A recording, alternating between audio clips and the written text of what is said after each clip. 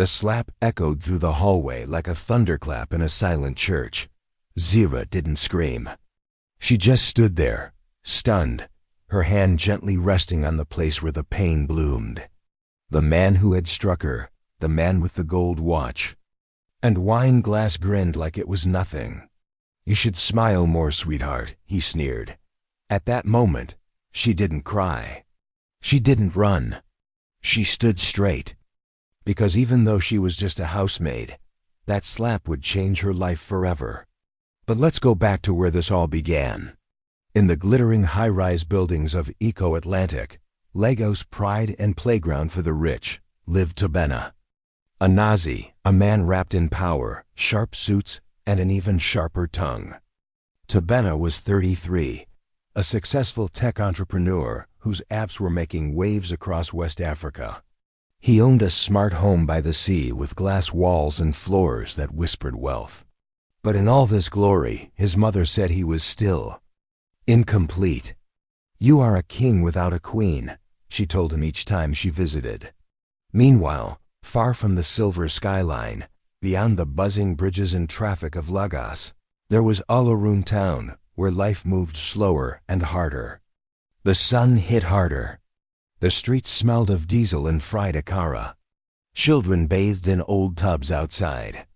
And here, in a tiny compound house with rusted zinc roofs, lived Zira Abalik. Zira was 25. Her beauty was the kind that snuck up on you. Not loud, not painted. But in her eyes, dark, steady, you could see a kind of strength that didn't come from easy living. She had skin the color of ripe groundnuts, thick natural hair often tied in a bun, and cheekbones that gave her the quiet grace of a queen. But she didn't feel like one. Not in Alarun. Not after everything. Zira had grown up without a mother. Hers died giving birth to her younger brother. Her father followed 2 years later, swallowed by malaria and poverty. She was only 13 when she became both sister and mother.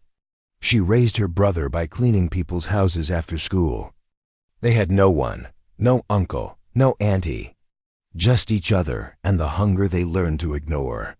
After her brother got into university last year, Zira had to drop her tailoring apprenticeship. Fees had to be paid. And so, when her friend Omoy, her only friend really, came running into the room that morning with wide eyes and a phone in hand, Zira knew something big had happened. "Zira," Omoy gasped, barefoot, sweaty from running, waving her phone like it was gold. "You won't believe what I just saw online." Zira, who had been washing clothes in a red bucket, looked up tiredly. What happened now? A rich man in Eko Atlantic needs a live-in maid. Salary? 70,000 naira per month. Clean house, good food, private room. Zira's hands stopped moving.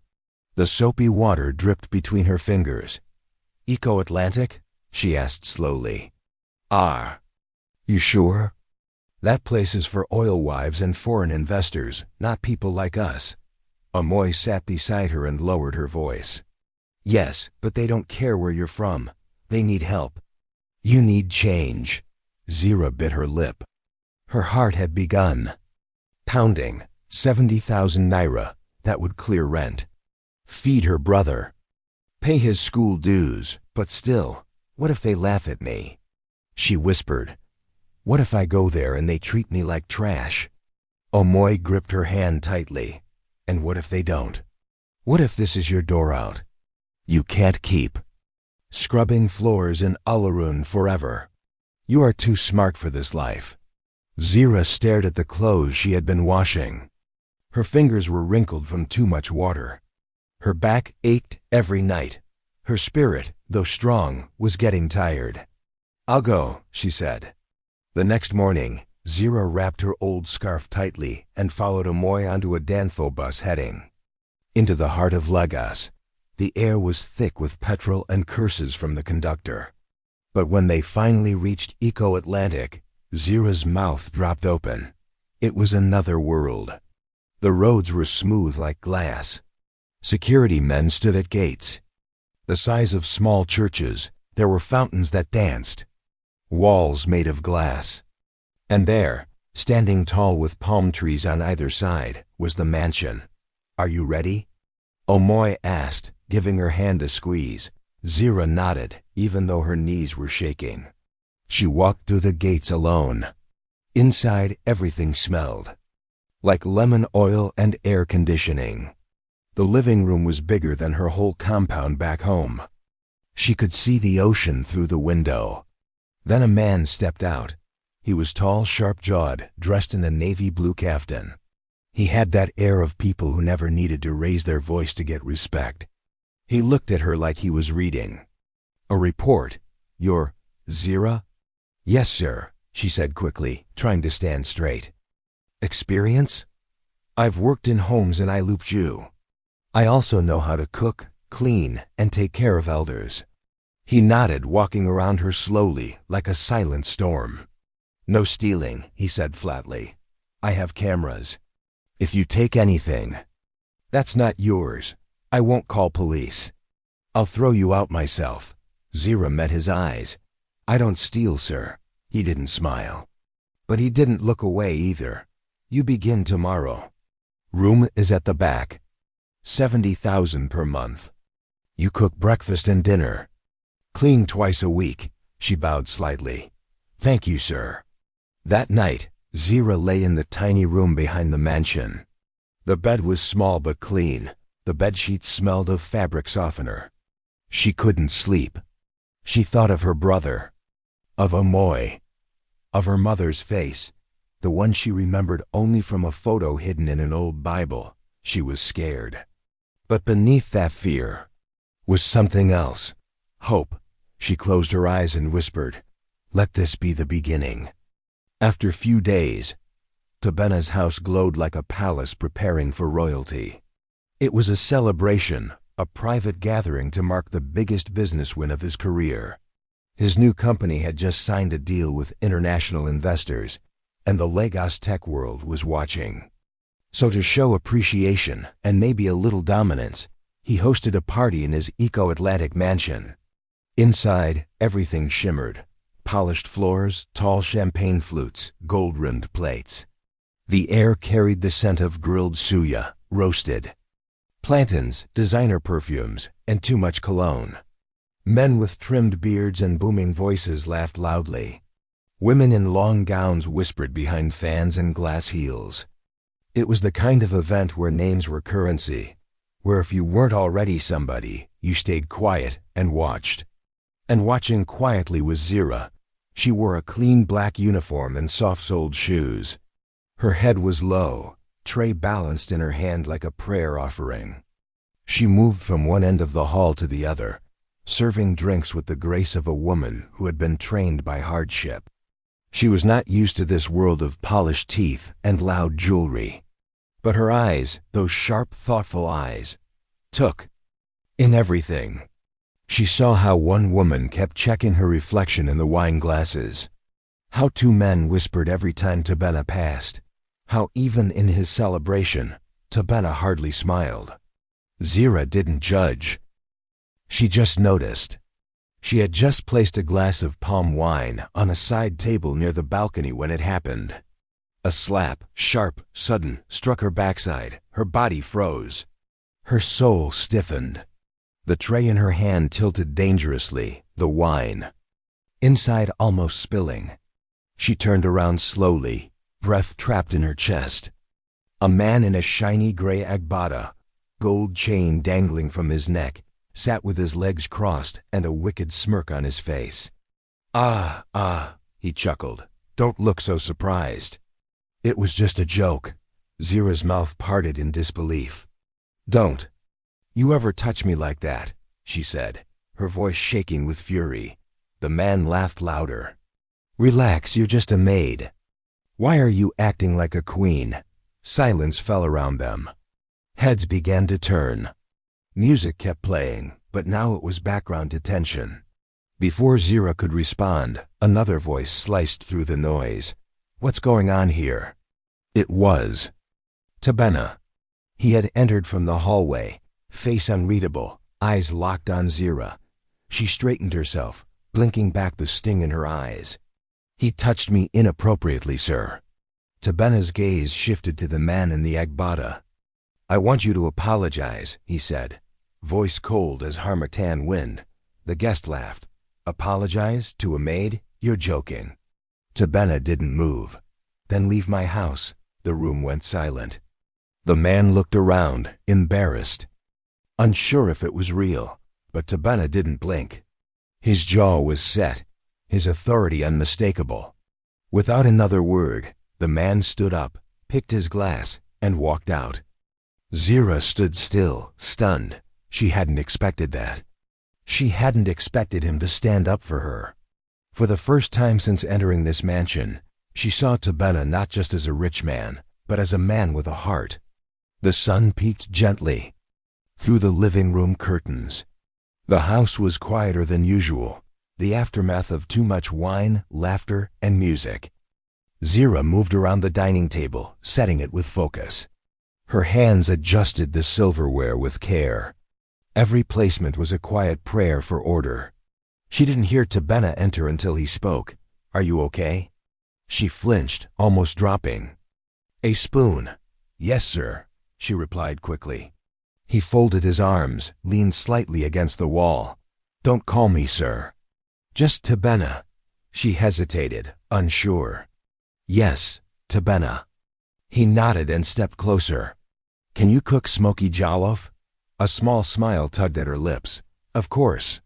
I'll be the judge of that," he said, half smiling before walking away. As he disappeared into the hallway, Zira let out a breath she hadn't realized she was holding. The house didn't feel so large anymore, not so cold. Maybe she wasn't invisible here. The routine settled like morning dew. Zira woke early, cooked with precision, cleaned like it was a sacred duty. She rarely spoke unless spoken to, but she watched, always watched. And Tabena, to his own surprise, began watching her too. There was something different about her. She wasn't loud or flashy. She didn't flirt or try to impress. She simply was. One evening, he sat in the living room, eyes glued to a football match. His team, the Lagos Stallions, were 1 goal down. He leaned forward tense. From the corner of his eye, he noticed a figure standing quietly at the kitchen door. Zira. Her eyes followed the screen, her fists clenched, lip tucked under her teeth. "You like football?" he asked. She stepped back, embarrassed. "Yes, a lot." He patted the couch beside him. "Come, sit." She hesitated, glanced behind her as if seeking permission, then walked over and sat at the far end. As the game continued, Zira forgot to stay quiet. She cheered. She groaned. She shouted at the referee like she was in the stadium. Tabena chuckled. "You sound like a real fan," she laughed, covering her mouth. "Football reminds me of my brother. We used to watch matches on a neighbor's TV. Before everything became hard, he didn't press, but he listened. And for the first time, he saw her smile. A real smile. The next day, Tabena's mother arrived unannounced, as usual. She wore her finest wrapper, gold bangles clinking on her wrist, and wisdom in her eyes. At dinner, she dipped a spoon into the egusi soup and paused. "Who cooked this?" "Tabena." Pointed casually, "Zira." His mother turned to where Zira stood, quietly pouring juice. "This girl can cook," she said with a smile. Zira bowed slightly. "Thank you, Ma." But Mama wasn't done observing. She watched how Tabena looked at Zira, soft, respectful, a little too long. Later, when the dishes were cleared and only candlelight filled the room, she leaned toward her son. "That girl is well-mannered," she said. "And you, I see something in your eyes I never saw with Amaka, or even Tamara." "Mama, please," he said, avoiding her gaze. She smiled knowingly. A man who chases class over character will grow old alone. He didn't answer, but her words clung to his thoughts like dust in dry season. That Saturday, the sound of high heels echoed like war drums on the hallway tiles. Zira, dusting the bookshelf, looked up and froze. A tall woman in a tight dress, sunglasses indoors, and an expensive designer bag walked in like she owned the air. Her perfume arrived before. Her smile, baby. She squealed, tossing her bag on the couch and hugging Tabena, who stood like a tree unsure whether to bend or break. "Tamara," he said with forced politeness, "you're back." She plopped beside him, swinging her legs. "Dubai was amazing. You should have seen the shopping. Oh, and this bag?" She lifted it proudly. Limited edition. Only 3 in the whole continent. Tabena nodded, half focused on his laptop. She leaned in. "Babe, you owe me a trip." "Next one we go together," he murmured. "We'll see." Then, casually too casually, she added, "By the way, I need 5 million. I saw a car I like." He looked up. "You just got back from vacation." Tamara giggled and touched his cheek. "Don't be stingy. Where's the man I fell for?" Tabena sighed. "I'll send it." Zira watched from the corner, cloth in hand. The room felt heavy, not with love, but with habit. There was no warmth in Tabena's eyes. Only weariness. He wasn't in love. He was stuck. One day, it was late evening in Lagos. The skyline of the Eko Atlantic headquarters glistened under the orange-pink hues of the setting sun. Inside the building, champagne glasses clinked and laughter echoed through the marble halls. The staff of Eko Atlantic were celebrating a monumental business deal, the biggest in the company's history. Tabena Anazi, the CEO, stood tall in the center of the room, a glass of wine in hand, his dark blue suit slightly loosened, tie hanging loose around his neck. He was the man of the hour. Cheers followed him everywhere he moved. He wore a faint smile, but his eyes were clouded, drunk not only from the wine, but from the dizzying weight of success.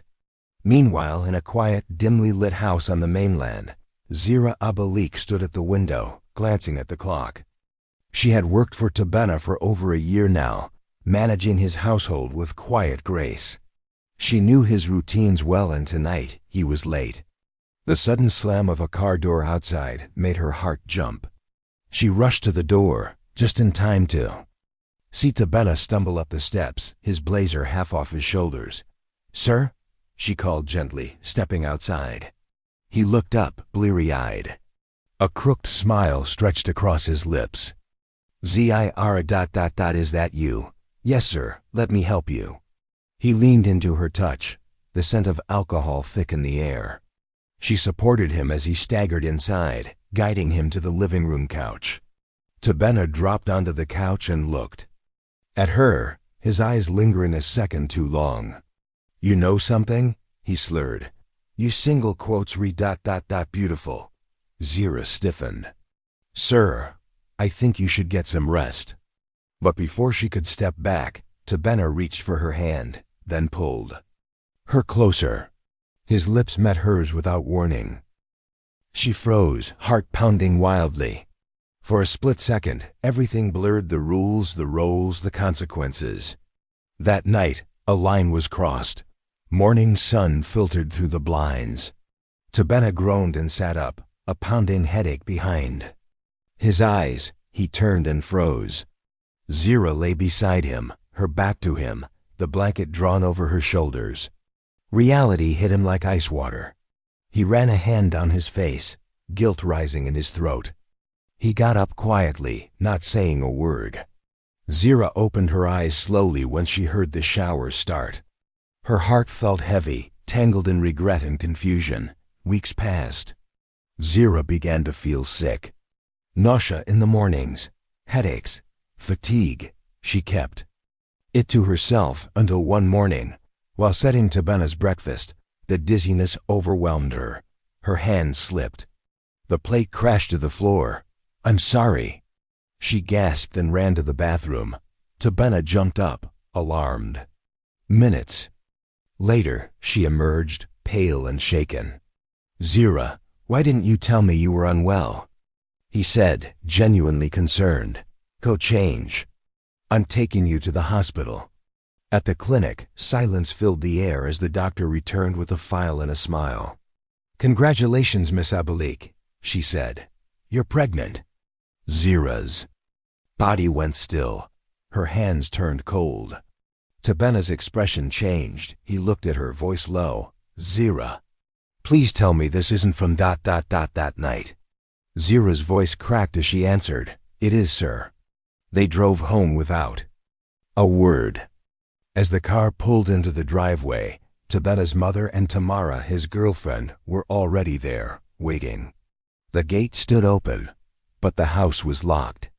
The women turned as the car approached. Tabena stepped out, followed by Zira. His mother's face instantly turned curious. What's going on? She asked. Why do you both look like someone died? Tabena couldn't meet her eyes. He stood silent.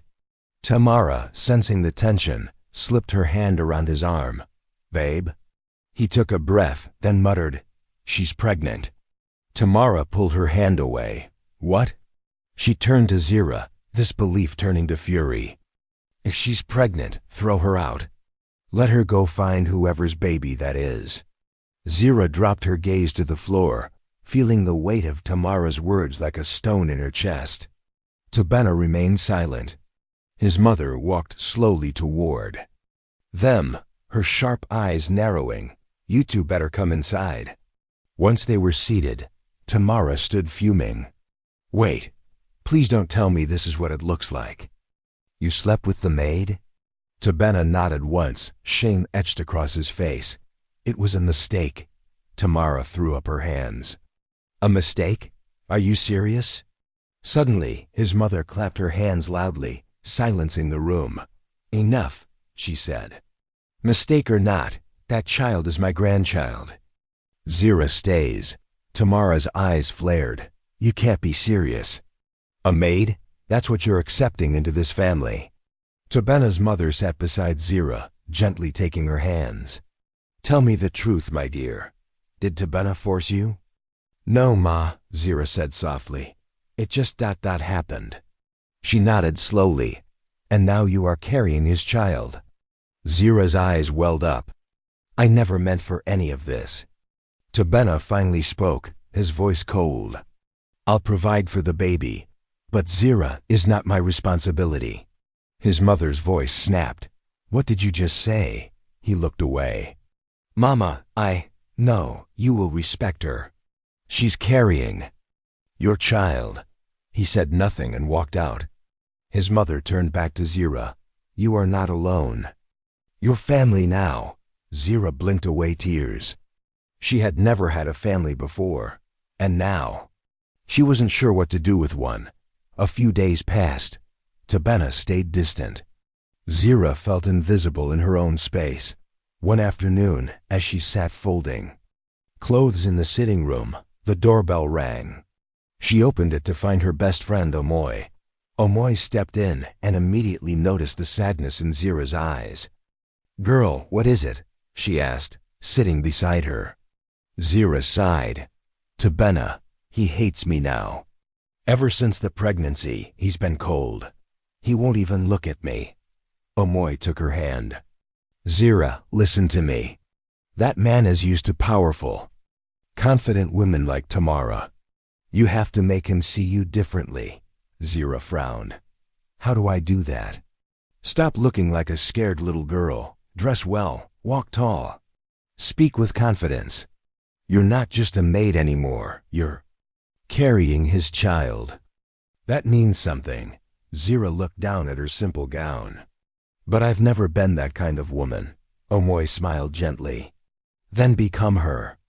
Zira sat with the words for a long time after Omoy left. Maybe it was time to change. Maybe it was time to stop hiding. She had been quiet, invisible for too long. She wasn't just the help anymore. She was the mother of Tabena Anazi's child, and maybe, just maybe, she could be more than that. The next morning brought a quiet shift, subtle but powerful. Zira stood in front of the mirror, her reflection staring back with quiet intensity. Today, she wasn't dressing for duty. She was reclaiming herself. She smoothed down a soft lavender gown that hugged her modestly but elegantly. Her hair, once tied back routinely, was now brushed and styled into soft curls. A gentle touch of lip color brought warmth to her face. She inhaled deeply. "No more hiding," she whispered to her. Reflection. Tabena arrived home that evening, weariness etched into his face, his briefcase weighing heavy in his hand. As he walked past the kitchen, a wave of rich, peppery stew filled the hallway. The scent stopped him. He turned, instinctively drawn to the warm light spilling from the kitchen. And there she was, Zira, her posture poised, her skin glowing beneath the soft pendant light. She moved gracefully as she stirred the pot, completely unaware of his gaze. She wasn't the girl who used to shrink in corners. This was someone different, calm, self-assured, radiant. Tabena couldn't look away. She turned and caught his eyes. "Good evening, Tabena," she said, her voice smooth and quiet like honey. He blinked and straightened, suddenly unsure. "Evening." He left the kitchen, but his thoughts stayed behind, circling her image like a moth to flame. The next night, they sat on opposite ends of the couch, watching a football match. The room echoed with crowd cheers from the TV, but Tabena barely noticed. His attention drifted to Zira. She was laughing genuinely. Her team had just scored.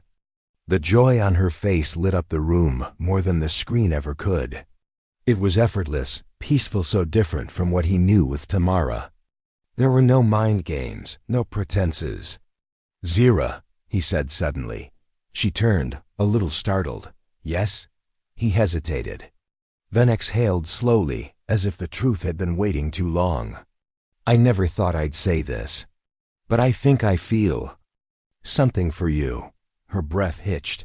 "You do?" He nodded. "Yes, I do." There was no smile, no flirtation, just honesty. And for the first time, Zira saw it in his eyes. He wasn't looking at her as a mistake or as the maid. He was looking at her like a woman. She didn't speak. She couldn't. Her heart thundered in her chest as they sat in silence, something unspoken building between them. Months passed. Their bond deepened quietly, like roots under soil. They shared meals, conversations, soft silences. Tabena no longer saw her as a burden. She was the calm in his chaos, the stillness he never knew he needed.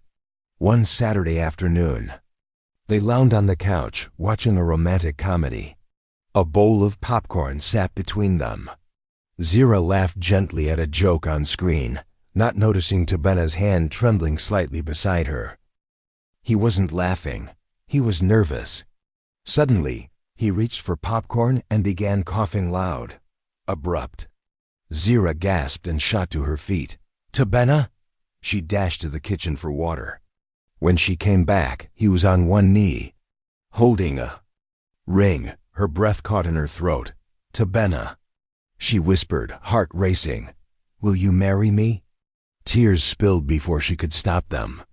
"Oh my God, you scared me." She laughed breathlessly. Yes, I'll marry you." As he slid the ring onto her finger, she felt the room spin, not from panic, but joy. Behind them, a quiet gasp sounded. Tabena's mother had stepped out from the guest room. She had heard the coughing and now stood in the doorway, her hand covering her mouth in wonder. She wiped a tear. "I told you, my son. This girl is a blessing." Tabena looked at Zira, then back at his mother. "She is." Months later, under the gold glow of fairy lights, Tabena and Zira stood before family and friends. Their hands intertwined, their eyes locked. They exchanged vows not just of love, but of redemption, growth, and hope. Zira, once the quiet housemaid with no family, now stood as a bride, cherished, seen. Tabena, once blind to what truly mattered, now understood that love had nothing to do with class and everything to do with heart. When the officiant pronounced them husband and wife, the room erupted in cheers. Tabena pulled her close, and they kissed a quiet, powerful seal of the journey they had fought for. Later, as they danced under the stars, Zira leaned into him and whispered, "Thank you for choosing me." Tabena smiled and kissed her forehead. "I should be the one thanking you." Love had surprised them. It had tested them, but it had found its way through. And that night, their real story began. Love doesn't always come wrapped in perfection. It often arrives in broken moments, unexpected places, and through people we least expect. But when we open our hearts and let go of pride, we give love a chance to become something beautiful, healing, and true. Thank you for reading this story. If it touched you in any way, share it with someone who believes in second chances and unexpected love. More heartfelt stories are coming soon.